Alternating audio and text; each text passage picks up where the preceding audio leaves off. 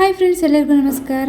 ನಿಮಗೇನಾದರೂ night time ನಿದ್ದೆ ಬರ್ತಿಲ್ವಾ? ಹಾಗಾದರೆ ಈ ರೀತಿಯಾಗಿ ಒನ್ ಟೈಮ್ ಬಿಸಿ ಬಿಸಿಯಾದಂತಹ ಗಸಗಸೆ ಪಾಯಸನ ಕುಡಿದು ನೋಡಿ. ಸೊ ಆಗ ನಿದ್ದೆ ತಾನೇ ಬರುತ್ತೆ.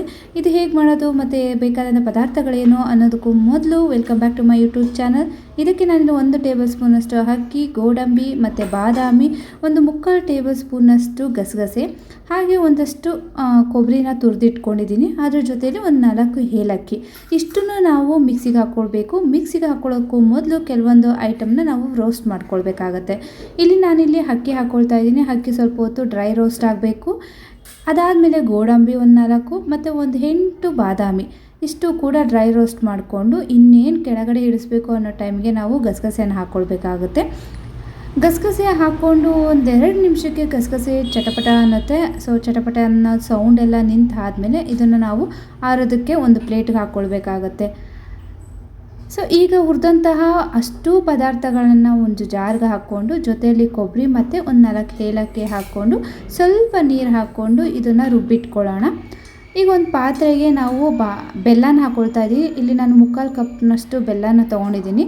ಅದಕ್ಕೆ ನಾನಿಲ್ಲಿ ಒಂದು ಅರ್ಧ ಗ್ಲಾಸಷ್ಟು ನೀರು ಹಾಕ್ಕೊಂಡು ಇದನ್ನು ಬೆಲ್ಲನ ನೀರಲ್ಲಿ ಕರಗಿಸ್ಕೊಳ್ತೀನಿ. ಸೊ ಹೀಗೆ ಮಾಡೋದ್ರಿಂದ ಡೈರೆಕ್ಟಾಗಿ ನಾವು ಏನಾದರೂ ಪಾಯಸಕ್ಕೆ ಹಾಕಿದ್ರೆ ಹಾಲು ಹೊಡೆಯೋ ಚಾನ್ಸಸ್ ಇರುತ್ತೆ. ಸೊ ಅದಕ್ಕಾಗಿ ನಾವು ಬೆಲ್ಲನ ಮೊದಲೇ ನೀರಲ್ಲಿ ಕರಗಿಸಿ ಇಟ್ಕೊಳ್ಳೋಣ. ಈಗ ಒಂದು ಬಾಣಲಿಗೆ 1 ಟೇಬಲ್ ಸ್ಪೂನಷ್ಟು ತುಪ್ಪ.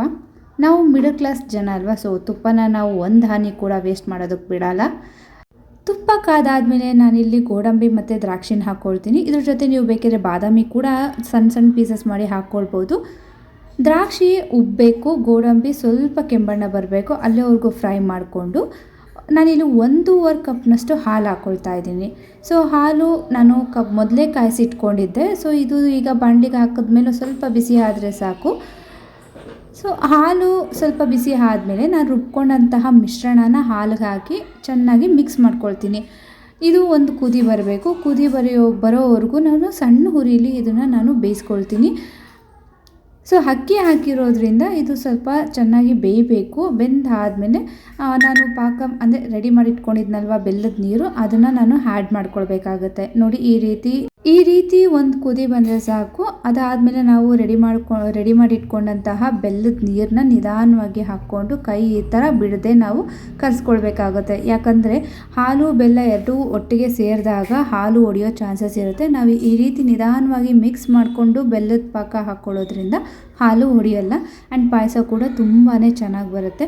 ನೋಡಿ ಈ ಕನ್ಸಿಸ್ಟೆನ್ಸಿ ಬರಬೇಕು. ನೋಡಿದ್ರಲ್ಲ, ಸಿಂಪಲ್ಲಾಗಿ ನಾವು ಹೇಗೆ ಗಸಗಸೆ ಪಾಯಸನ ಮನೆಯಲ್ಲೇ ಮಾಡ್ಕೊಳ್ಬೋದು ಅಂತ.